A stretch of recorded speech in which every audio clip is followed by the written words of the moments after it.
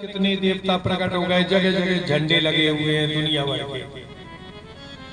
किसको श्रेष्ठ माने हम?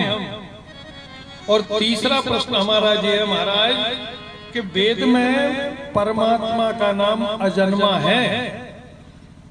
वेद में लिखा हुआ है कि परमात्मा जन्म नहीं लेता, तो ये दशरथ का बेटा कैसा बन गया, ये वसुदेव का बेटा कैसा बन गया, ये हमको समझाइए महाराज।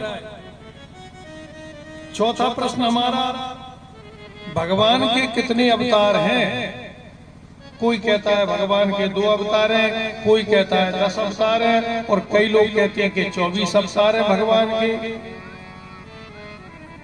कोई कहता है कि भगवान के 24 अवतार हैं, और तुलसी बाबा ने तो ये भी कह दिया कि भगवान के अनंत अवतार हैं। और 5वां प्रश्न हमारा ये है महाराज, हमको ये बताइए कि कथा भागवत करने वाला जो वांचने वाला है वो वक्ता वो श्रेष्ठ है जो छोटी बात को बड़ी बना करके कह दे या बड़ी बात को छोटी बना करके कह दे? कौन श्रेष्ठ होता है?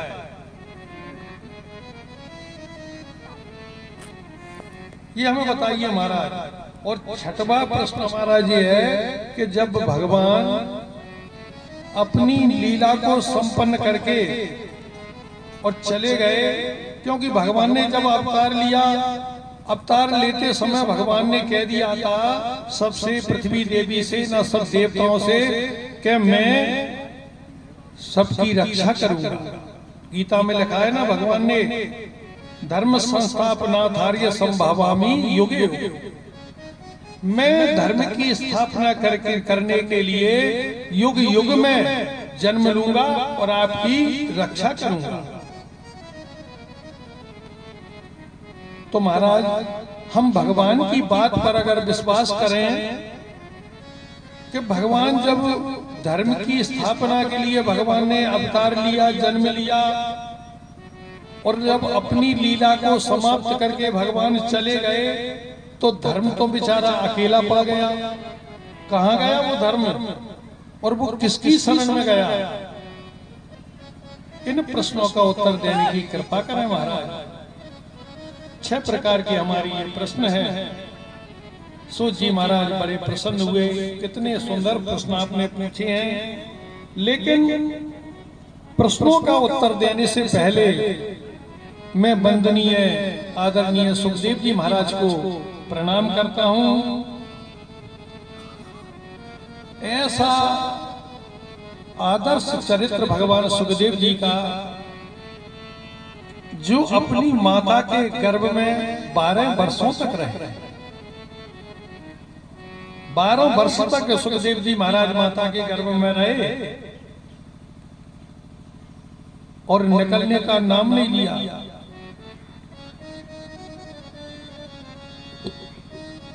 एक दिन माता जी ने गौलोक में रहे, गौलोक, तो माता जी ने एक दिन कहा कि बेटा सुखदेव, तुम एक काम करो, जन्म लेने के बाद में तुम जाओ बेटा और जन जन में मृत्युलोक में जाओ, और मृत्युलोक में जाकर के जन जन में भागवत का प्रचार प्रसार करो। तो सुखदेव जी बोले कि नहीं भैया, राधा रानी से कहने लगे नहीं भैया मैं नहीं जाऊंगा।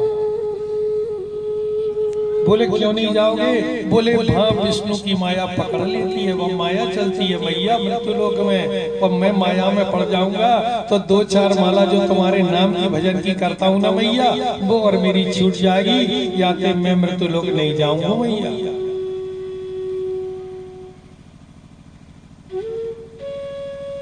राधा रानी ने कहा कि बेटा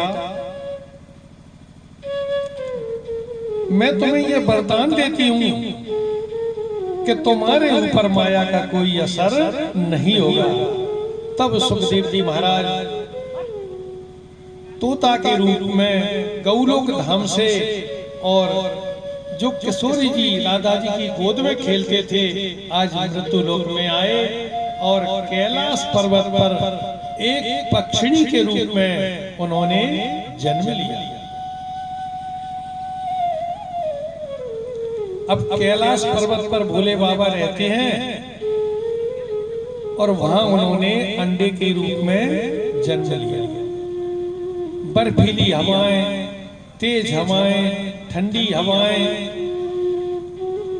बेचारे माता पिता उनको छोड़ करके और चले गए। अभी अंडे में जीव का प्रादुर्भाव भी नहीं हुआ और वो उनको छोड़ करके चले गए। अब कैलाश पर्वत पर रहते हैं भगवान भोलेनाथ। एक बार उन्होंने मन में विचार किया, नारद जी ने, कि मृत्यु लोक में सुखदेव जी का प्रकट होना आवश्यक है, होना चाहिए, और जब तक सुखदेव जी प्रकट नहीं होंगे तब तक जन जन में भागवत का प्रचार प्रसार कौन करेगा? कोई नहीं कर सकता। अब सुखदेव जी को लाए कौन? बड़ा विचित्र संत है नारद। नारद जी ब्रह्मा के पुत्र हैं, बड़ी विचित्र हैं। जो ज्ञान देता है उसको कहते हैं हम नारद। नारद जिसकी